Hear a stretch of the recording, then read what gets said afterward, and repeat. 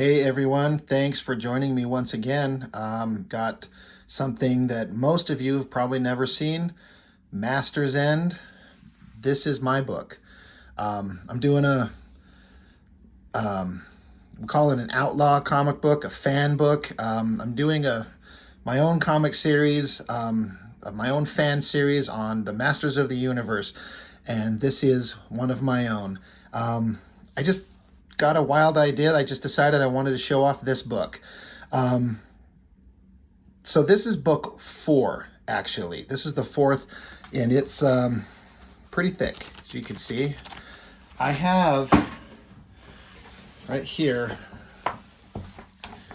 these are 1, 2, and 3. Volume 1, Volume 2, Volume 3 gives you a little bit of a spoiler idea of what's going on with the cover there of some of the things that's going on in these books. But this is something I've been working on for a long time, and it's something I'm very proud of. I just got this wild idea of this story that I wanted to tell. Started coming up with these ideas. I actually did a video recently going over the first 24 pages, the first third of this collected book here, which we've seen this one. I've already showed this one, but there's 2 other chapters in this to make it a complete. It's almost 80 pages or so. Each one of these are about 80 pages, and it's something I'm really excited about. I'm having a whole bunch of fun doing it. I've been sitting here tonight working on the final chapter, the final section of book 5. And I'm just getting deep into the story, trying to wrap it up. But there will be a book 6 that will end the story I'm telling. So I'll have quite the volume of things to look at here. Like, I want to collect these all collected, or quite a big book right here. This, 1, 2, and 3. This is kind of like its own contained story. And then book 4 here picks up and goes off into some new directions with some different characters that will all tie back ultimately to the main books you see over there. But I just wanted to show this off. Some people might be like, why are you going to show off your own book? Why not try to sell it out there and get people interested to pick it up? Well, that's what this is. I mean, I can't sell this anyway. It's not my own property. It's not my own comic that I can own, but I'm having the best fun I've ever done in all my amateur comic book drawing days. This is the most fun I've ever had. If you're familiar with the He-Man characters at all, this is Fisto, Jitsu, Trapjaw, and Strongarm. These guys were only in these characters are originating, my versions of these characters are only from the animated TV show from the 80s. So that's where everything starts. And these characters, Jitsu and Strongarm, they were only ever in it like one episode, one time. In fact, this guy, Jitsu, he was actually never name checked. They never said his name. This is She-Ra, obviously, here. Fisto, here, he was in a couple episodes. But these characters are all or were villains when they started. Fisto's first appearance, he was a bad guy, and he kind of had his trajectory in life change when he ran across the heroes of Eternia and became a good guy. But he started out as a bad guy, and so did She-Ra. She was kind of, her whole story in the cartoons was she was kidnapped as a baby and raised on Etheria by Hordak and Shadow Weaver, and raised as a bad guy. And she had to meet He-Man and have the spell taken off of her to make her see the light and become a good guy. But they're all bad guys, but they are major characters in the book. In fact, I've kind of taken them, since these guys especially didn't have much of a backstory, any of them really, and I just kind of started adding my own story elements because I wanted to just tell a story that I wanted to tell in the way that I wanted to. Anyway, let's flip it open. I had this idea of starting it out with unknown female hand writing like on a parchment. Some of the text, like I intentionally left it like part of it's off the page. You don't get to see everything, but you can kind of piece together some of it and what it's saying. It says things here like lights gone out everywhere, darkness, ancient gods have joined with the great titans who turned on each other. One resides in hell, the other here to suffer until the two are reunited. I wanted it to give like vague concepts that don't make sense except to this person who's writing this nonsense. She continues to write, I call to the four corners and see, I dream such dreams, the fire that burns, the blowing winds, drowning waters, the shattered rock. I can see the end. Life is not important. I see the pillars that stand in the path, radiant power, an empty hand, made clenched fist upon a powerful arm, and a mouth that devours all. It matters not. The demon comes in the dark, in the light, the demon comes. Master's End, Book 4, Echoes of Eternia. So that's just my inside cover to start out the book. And then it just jumps right into the story. Now, again, this is Book 4, so all the previous books explain to you the story leading up to this. But in a way, you could kind of jump into this one and kind of pick up most of the story. I did show these pages of original artwork on a separate video. Here we've got the story, but this is She-Ra, and she's coming to speak with the spirit of Grayskull. And she's pleading with him to basically remove He-Man's powers from him because he has gone off the deep end after the final battle with Skeletor and become violent and untrustworthy, and he started killing villains. And She-Ra doesn't like this, and she's trying to get the spirit of Grayskull to remove his powers because he's not able to be trusted. And he kind of doesn't agree with her. He thinks that maybe there's a point to all of this, an ultimate plan of the universe that she can't see. She tries to be sympathetic, but how can we not act when someone with that much power is untrustworthy? What can we do? And he's just like, you are both the chosen protectors of your world. You have destinies before you, challenges to face. You will need each other. The powers of Grayskull are with you for a reason. You must accept this. And it's just devastating to her.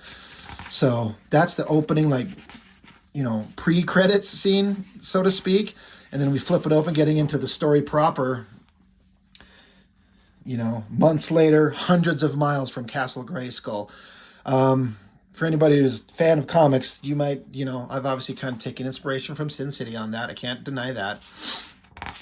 But strange, random character running through the rain in the night. Torrential rain. She, no clothes on, comes up to a house, knocks on the door, cowers in front of it, saying that she's like, I don't know who I am. I have no memory. I don't know who or what I am. Help me. And this woman at the door is like, come inside, please. Jump over to the next chapter. He-Man screaming, I'm the most powerful man in the universe. I will kill you all. Doesn't sound like He-Man.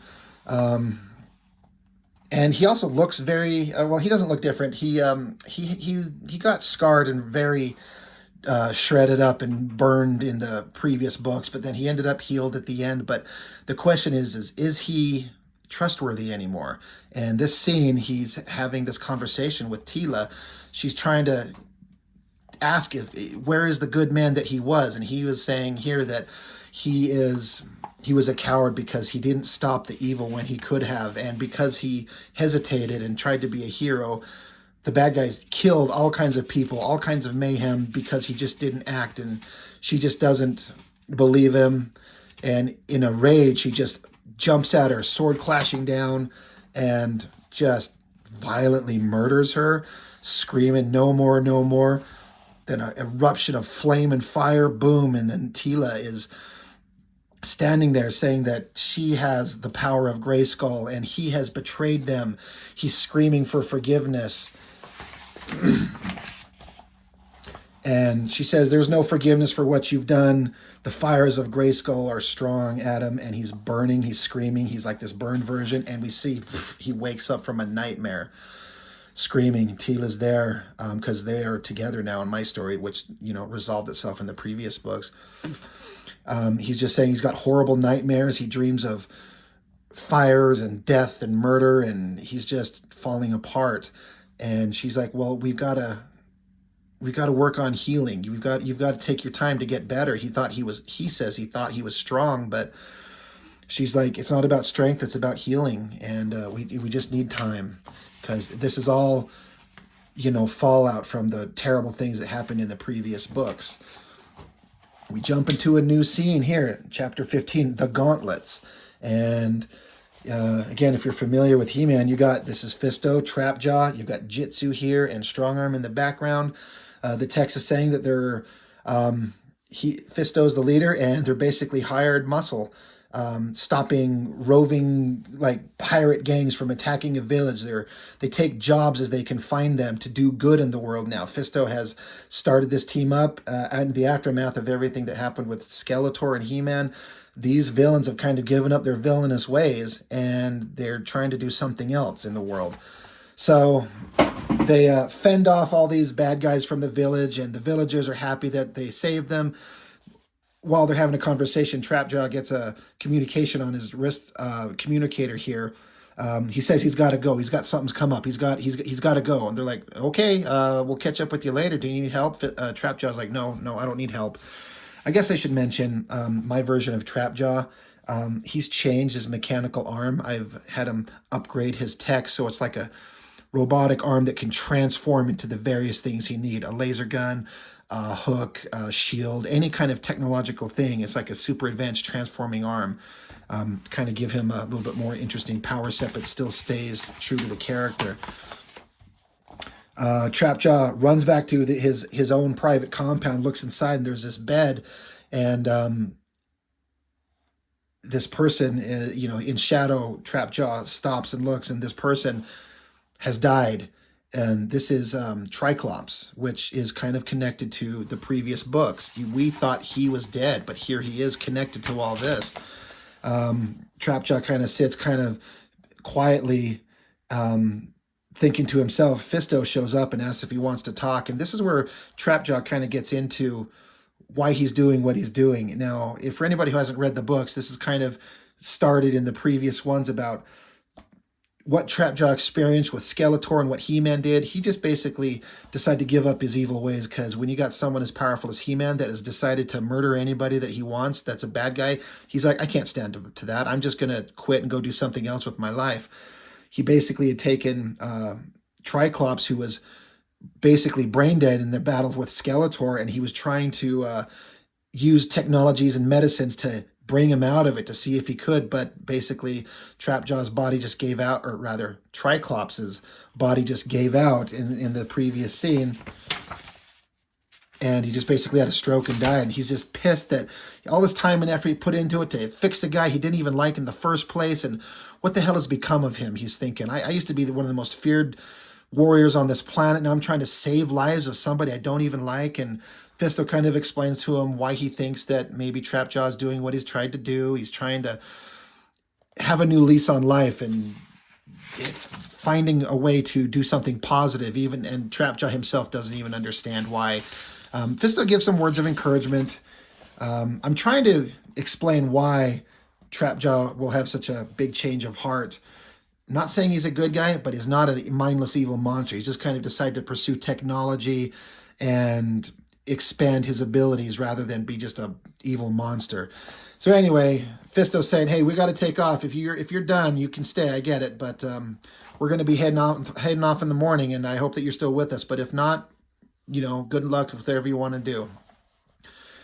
Trapjaw calls his droids. We've seen these classic characters in the books. It's the next morning. They've kind of packed up a bunch of stuff. Trapjaw transforms his arm into a laser gun, blows up his place where he was trying to rehabilitate Triclops, blows it up, fire. He's just kind of thinking to himself. He rejoins the team, and they're saying, I'm glad you're here. Fisto, being the leader of the team, was telling these two that if Trapjaw's not going to be with us anymore, we're going to have to rethink how we do things. But Trapjaw's just, you know what, I got nowhere else to be for now. I got nothing else to do. I might as well stay here. It seems like it works. And so, like it says here, then it's decided that gauntlets are here to stay. That's just a name that kind of stuck to these guys because they all basically have right-hand weapons. It's just a name that I come up with them. So that's just an idea to get how these characters start out together.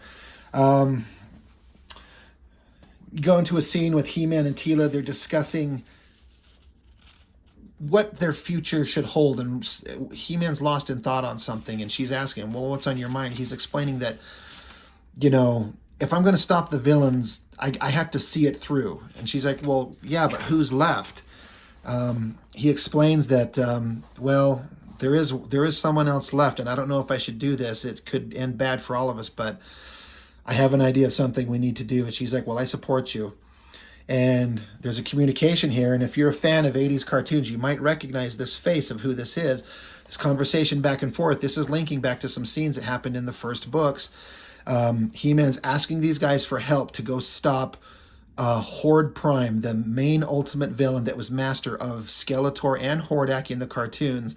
But he's this overpowering force, and they need help to actually take him down. So this guy, if you recognize who he is, he reluctantly agrees. So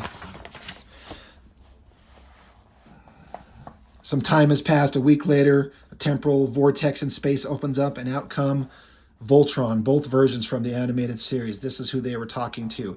They need some muscle to take down Horde Prime. Well, you can't get better muscle than the Voltron robots. They find the ship that Horde Prime resides in, activate their weapons, and launch themselves at it to attack. The ship starts firing at them, lasers bouncing off it. The Voltron blasts into it. They tear their way into the ship, blasting, destroying, shredding everything. They reach the final chambers. And in the cartoon, all you ever saw of Horde Prime was just his big clawed hand in smoke. So that's how I left it. And he's, still defiantly saying, whoever you are, I will end your lives. I will burn your universes to the ground. But the Voltron robots, they just come at him, do their classic chop the monster thing.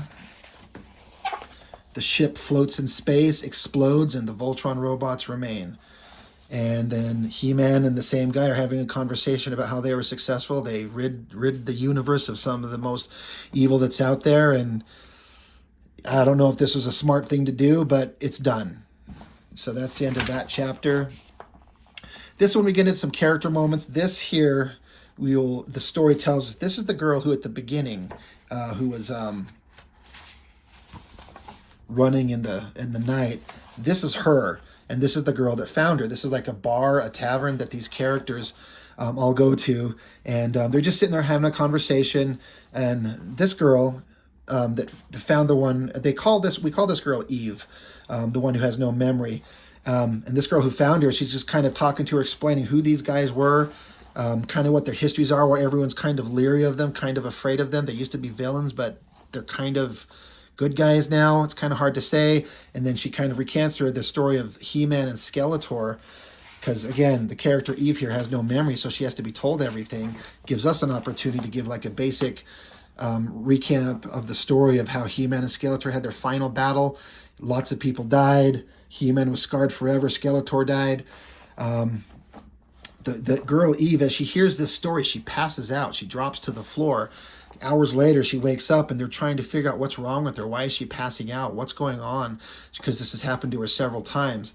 So Eve just kind of lies in her bed, and she thinks back to a time where a couple of months before, because now that these two, Eve and this girl, are together, this is months after they found her in this scene here, when from this time here to this time here, like 6 months have passed, something like that. There's a lot of time that's passed. But Eve remembers, she's thinking how in this entire time she's been with her, she has these horrible nightmares. And so one time, months ago, she snuck away from the friend who took her in. She's like, I feel like I'm being called to somewhere. I don't know what it is, but I'm being called. I need to go see. So she sneaks off, runs off into the night. And after weeks of travel, she arrives at Snake Mountain. This is where she's been called to. She doesn't know why. She walks into Snake Mountain, looks around, and if you've seen the first books, you'll see that these are the dead bodies of Beastman and Evil Lyn, and she stops and picks up Evil Lyn's helmet because it just calls to her. It's interesting to her, something. Suddenly, loud explosion, violent vibration. She's screaming, oh my God, Snake Mountain explodes. And rubble is falling on top of her. Again, if you've read my previous books, this is a callback to something that happened in those books. Snake Mountain shatters and falls apart into a pile of rubble, and she's just sitting there whimpering, eyes shut, and she opens her eyes, and she's okay. Rubble everywhere. She's standing there completely unharmed amidst the shattered, exploded remains of Snake Mountain, and she just does not understand what is going on. Cut back to current time. She's got this chest, and she opens it up, and she kept Evil Lynn's helmet, and she's just looking at it like this means... Power off. I can't believe that's the 4th time I've had that thing on and I forgot to shut it off. Anyway, she's lost my train of thought. This thing means something to her. She doesn't know what it is or why, but there's some kind of connection to it. Meanwhile, the girl that found her, she's kind of unsure about this strange girl that she ran into, and she disappeared one time while she took her in. It's just this mystery to her too, but she's saying that things are aligning, things are going the way that they're supposed to be. She's looking at the moon, she's talking to the stars, there's a plan, the signs are there.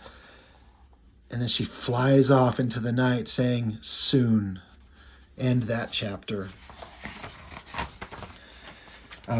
This is another scene that in that same village that we were just at, that same tavern in these previous scenes. This village, this town, and we've got the characters. You got Fisto, Jitsu, Trapjaw, and Strong Arm. And then this is that character Eve, because she works at the tavern here, giving them drinks. And these guys are just having like idle chit-chat back and forth, trying to just have like a regular scene of guys just talking and relaxing. At the door comes this cloaked figure.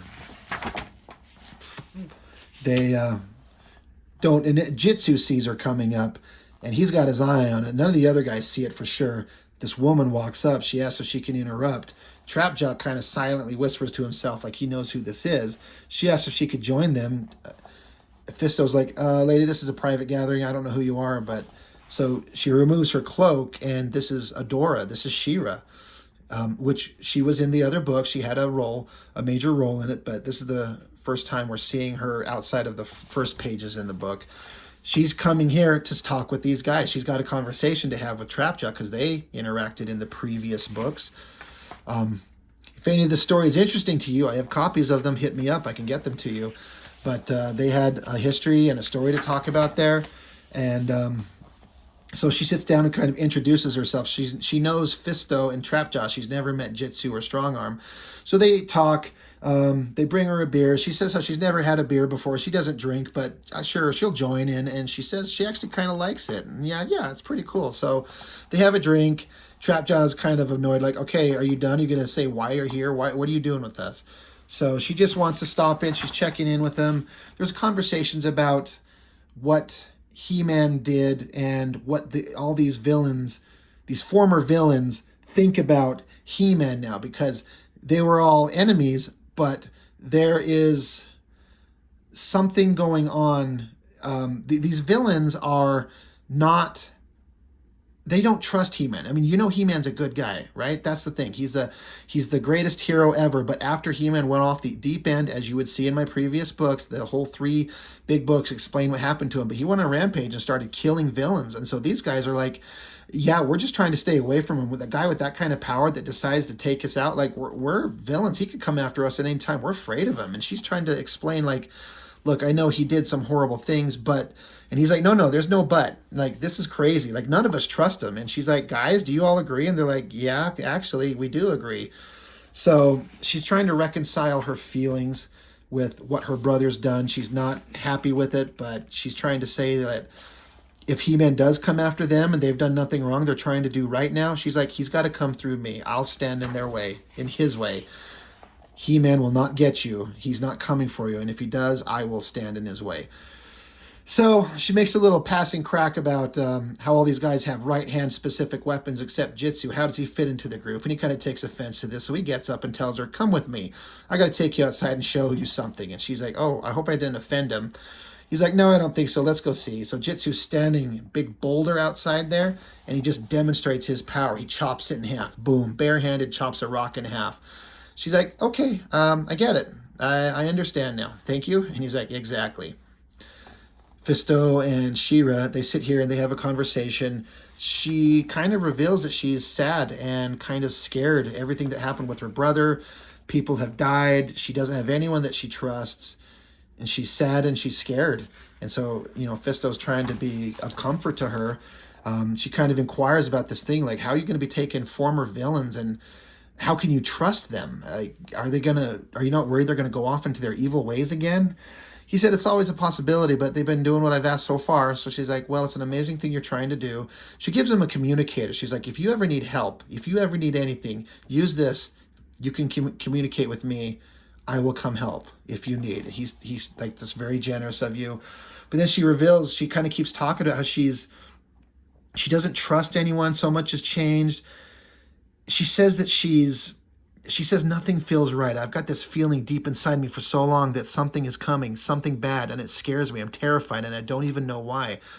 He's like, well, do you have any idea what that means? She's like, no, none. I'm scared of some unknown threat. I can't fight it. I can't stop it. I can't see it coming.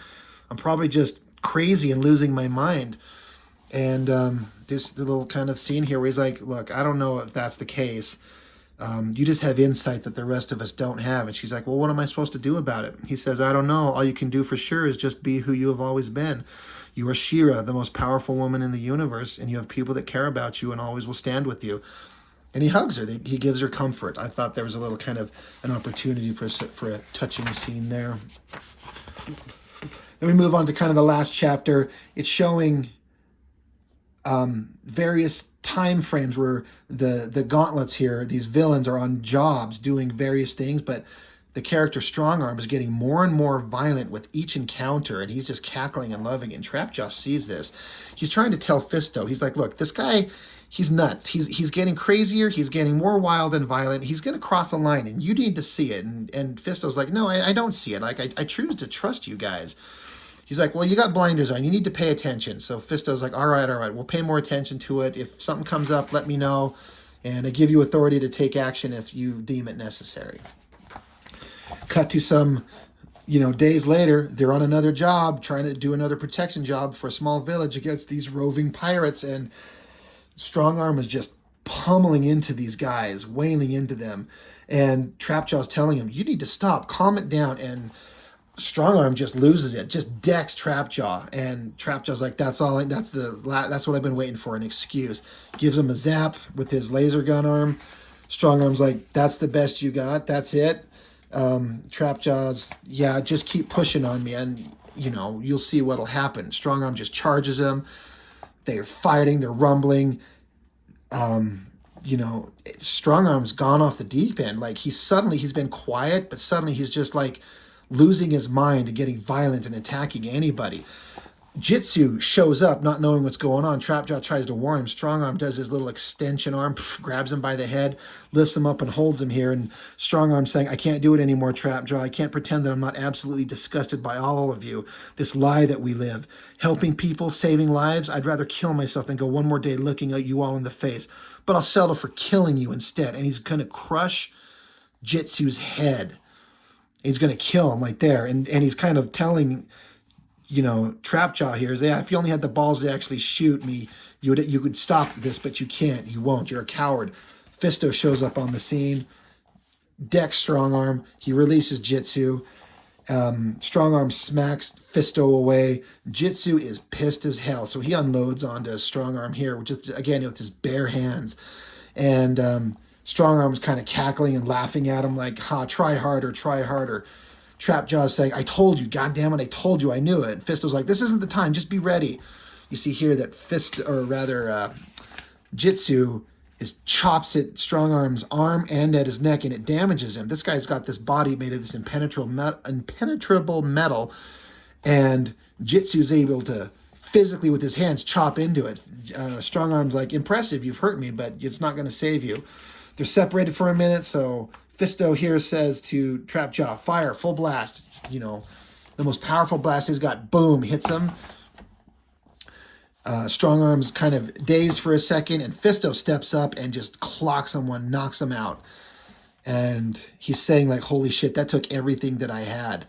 And Strongarm lands on the ground, and Fisto's like, what the hell happened? And Trapjaw's like, just what I told you. He snapped, he lost it. We got to get him strapped down. We got to get him under control. So they go back to this compound, this house, this facility that they live in. They've got him strapped down to a table, and Trapjaw is explaining to him, now that he's had a chance to like do an examination on Strong Arm, he says to him, I get it. I don't understand everything, but we just thought Strong Arm was just a guy, just a man in a suit like the rest of us. He's like, he's a robot. He's a complete android with this hyper advanced crystal lattice structure brain with a human personality inside it. And he's like, well, wait, how can that be? How could we not know? And he's like, you ever seen him eat? You ever see him sleep? Do you ever see him take his mask off? We all think he's just kind of private, but he doesn't do any of that stuff. He's a fucking robot. And I don't know how this could have happened, but it must have been evil magic and technology that from Skeletor. That's all they can come up with. But they've got a Trapjaw basically says here that he can separate the brain from the body and isolate it and install a command and control program, basically make the body of Strong Arm like an automated robot that he can control. Fisto says, well, for the time being, I don't know what else to do. I guess we might as well do that until we figure out what's going on. And the story ends with just this kind of lifeless face of Strong Arm and these electrodes connected to his robot brain. And that's the end of book 4. I do a little breakdown of my thoughts and what this is and talk about some of the things that went into it. This is a couple of pinups. This is my friend Jessica Myers, great, wonderful artist. She drew this in pencil and let me ink it, and we got to throw it in here. It's one of my favorite drawings, and she now has the original on her wall, I believe. My brother does He-Man here. My good friend Bishop Bowie gave me a picture of Trapjaw to put in here. And then I've got the cover in black and white and a pencil sketch image of what might be in the next book. And then the back cover here. And this is, my proof copy. This is the one that I ordered to make sure that the book was printed correctly before I ordered the bulk of them. So this is the first one I got. And just a drawing. This is a girl that I know. She modeled for me. And I mean, this is her. She's got this long hair, these strong arms, holding a skull. Became a great image for the back cover. Anyway, I didn't mean for this to go on for 30 minutes. I can't imagine there's too many people that have made it 30 minutes into a video of me talking about a comic book you've never heard of. I doubt it's that interesting, but I just wanted to go over it. I wanted to talk about it. I am super deep into book 5. I just did a count on the amount of pages that I have drawn and how many more I have to go. It's going to hit 100 pages. I'm just going to try and put it into camera here, but this is just a little glimpse of all the pages of artwork that I've got. This is like 70 pages right here of artwork going into book 5, following up this. I'm really excited for it. I've got some exciting, fun things that I think are coming up for anybody who's following the story or likes He-Man. I think there's some interesting stuff coming up that I hope you will like. So anyway, again, longest video I've ever done, droning on about my own stupid book. I just wanted to take the opportunity to show it because it's fun for me. So that's all I've got. Thank you so much for watching. I appreciate all of you that have been joining my little channel. I'm approaching 50 subscribers in 3 weeks. It's crazy. That's not a lot, but it's more than I thought I'd ever get. So I'm just kind of amazed that I've even got this far, and I'm having a lot of fun. So thank you for joining with me. I appreciate it, and I will see you next time.